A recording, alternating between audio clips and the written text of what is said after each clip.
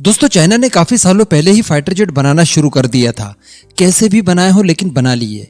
लेकिन इसके बावजूद क्या उसकी एयरफोर्स को विदेशी फाइटर जेट्स की जो नीड थी वो खत्म हो गई? नहीं हुई। यानी उसे अपने खुद के बूते बनाए जाने वाले फाइटर जेट्स के बाद भी विदेशी फाइटर जेट्स की जरूरत पड़ती थी और उसने रशिया से खरीदे भी। हो सकता है कि उसने रिवर्स इंजीनियरिंग करने के लिए कुछ छोटी मोटी मात्रा में उन्हें खरीद लिए हों, लेकिन अल्टीमेटली उसे खरीदना तो पड़ा।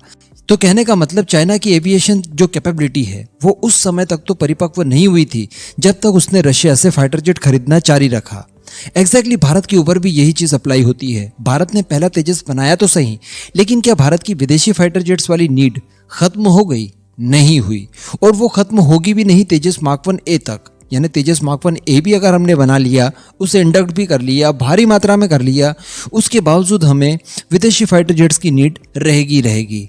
लेकिन अगर बात की जाए तेजस मार्क 2 की, तो यकीन मानिए कोई कुछ भी कहे, इसके बाद हमें विदेशी फाइटर जेट्स की ज़रूरत पड़ेगी ही नहीं। ठीक है, ये सिंगल इंजन का है, हमें ट्विन इंजन वाला कोई दूसरा फाइटर जेट चाहिए होगा, तो तब तक हम लोग इतने कैपेबल भी हो जाएंगे कि इसी के जैसा कोई ट्विन इंजन फाइटर जेट, यानी जिसे और का समझ लीजिए, उसे भी डेवलप कर पाएँ। इतने क्षमतावान हम लोग बन जाएंगे और उस समय हमारी एविएशन क्षमता इतनी हो जाएगी कि विदेशी फाइटर जेट्स के लिए भारत के अंदर कोई भी विंडो नहीं छोड़ी जाएगी। पूरी तरह से आत्मनिर्भरता इसी को कहा जाएगा। तो अल्टीमेटली तेजस मार्क 2 ही वो फाइटर जेट है जो इस तरह की परिस्थितियां भारत में जनरेट करेगा। अभी यहाँ पर कुछ नई नई इवेंट्स निकलकर सामने आई है, जिसको अगर आप एक बिंदु में मिलाएंगे, उन सभी को आपस में जोड़ने की कोशिश करेंगे, तो आपको कई सारी चीजें एकदम क्लियर होते हुए दिखाई देगी। मैं इस मामले में श्योर तो नहीं हूँ, लेकिन फिर भी आप खुद ही बताइएगा कि क्या जो मैं सोच रहा हूँ हकीकत उसी के आसपास है। अब देखिए, मैं आपको बताता हूँ। अभी मॉर्निंग में मैंने आपको वीडियो बनाकर बताया कि तेजस मार्क 2 से संबंधित मैक्सिमम टेक्नोलॉजीज को हम लोग पहले ही डेवलप कर चुके हैं, उनकी टेस्टिंग भी कर चुके हैं। कुछ टेक्नोलॉजीज और चाहिए हमें, तो उनके ऊपर भी काम काफ़ी तेज़ी से चल रहा है, उनकी भी टेस्टिंग वगैरह जल्दी हो जाएगी। और जब तेजस मार्क 2 फाइटर जेट बनेगा तो उसे ज़्यादा समय तक हमें टेस्ट करने की ज़रूरत नहीं होगी। केवल 4 सालों में हम इसको पूरी तरह से टेस्ट कर पाएंगे। 2 साल शुरुआती इसकी टेस्टिंग होगी और अगले 2 साल जो टेस्टिंग इसकी होगी उसमें हम लोग वेपन्स को इंटीग्रेट करके फिर इसे टेस्ट करेंगे। तो कहने का मतलब 2027 तक हर हाल में ये हमारा तेजस मार्क 2 मास प्रोडक्शन के लिए चले जाएगा। इसके लिए जो जरूरी फंड वगैरह था वो भी आवंटित कर दिया गया है। अब दोस्तों, इस तरह की चीज़ें जैसी निकलकर सामने आई, उसके बाद कुछ और नई चीज़ें भी निकलकर सामने आई, और वो ये है कि हमने अभी 2-3 दिनों पहले डिस्कस किया था कि भारतीय वायुसेना चीफ की तरफ से इस बात को पहली बार और इतने खुले शब्दों में, इतने कॉन्फिडेंट के साथ कहा गया कि तेजस मार्क 2 की कुल 106 यूनिट भारतीय वायुसेना का हिस्सा बनने जा रही है। यानी 106 फाइटर जेट भारत की वायुसेना में सर्विस देंगे, तेजस मार्क 2, जिनके ऊपर पहले काफी समय तक संशय बरकरार रहा। लेकिन दोस्तों, अब बताया ये जा रहा है कि ये जो सारी तैयारियां की जा रही है तेजस मार्क 2 से संबंधित, यानी इसे और जल्दी मास प्रोडक्शन में भेजने की, जल्दी सर्विस में लाने की, तो ये चीजें अगर सक्सेस हो जाती हैं, यकीनन अगर 4 सालों में इसे सर्विस के लिए पूरी तरह से तैयार कर लिया जाता है, तो इसकी 106 नहीं बल्कि 110 यूनिट्स खरीदी जाएंगी।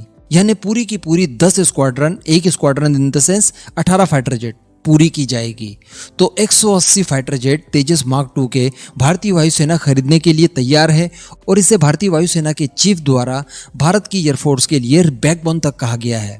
तो कहने का मतलब वो जो ब्लॉक 2 इसका आने वाला है 2030 के बाद, उसके बाद जब हम लोग अंदाज़ा लगा रहे थे कि ठीक है उसे मिलाकर 200 यूनिट्स भारतीय वायुसेना खरीदेगी, तो नहीं जी, ये तो इसी में 200 यूनिट के लगभग खरीदने के लिए तैयार है। अगर ब्लॉक 2 इसका बन जाएगा तो 300 या 350 तक ये आंकड़ा जाने वाला है। तो कहने का मतलब अब आप समझ गए होंगे कि ये हमारे लिए कितना रिलायबल है।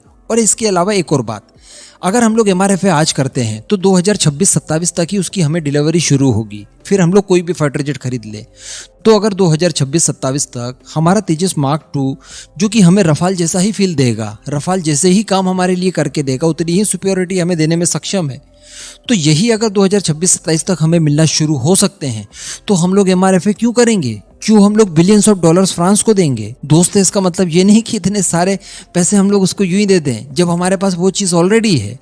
तो मेरे ख्याल से कहीं ना कहीं ये पहले से प्लानिंग की जा रही है कि तेजस मार्क 2 को फास्ट ट्रैक किया जाए, ताकि MRFA में एटलीस्ट नंबर तो हम लोग घटा दें। जो बताया गया था ना कि MRFA 114 जो हमें खरीदने हैं उन्हें 2 शिफ्टों में खरीदा जाएगा। पहले 54 खरीदे जाएंगे और बाकी के बचे दूसरे राउंड में खरीदे जाएंगे। तो कहीं ना कहीं मुझे ऐसा दिखाई जरूर दे रहा है कि तेजस मार्क टू अगर वाकई में 4 साल के अंदर सर्विस में आने के योग्य हो गया तो MRFA के नंबर्स 54 तक ही सीमित रह जाएंगे। उसके बाद हम लोग रफाल या फिर और कोई सा फाइटर जेट हो जो कि MRFA के लिए सेलेक्ट किया जाए वो हम लोग नहीं खरीदने वाले हैं। केवल 54 तक की जरूरत हमें पड़ने वाली है।